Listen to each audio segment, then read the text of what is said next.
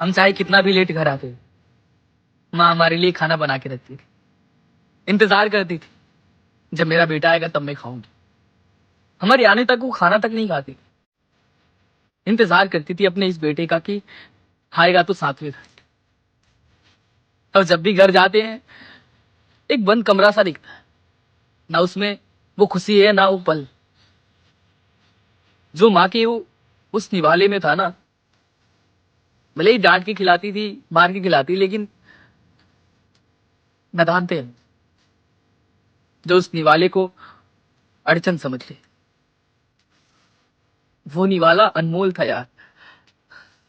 हम सोचते हैं कि जिंदगी भर मिलेगा, लेकिन नहीं मिलता यार।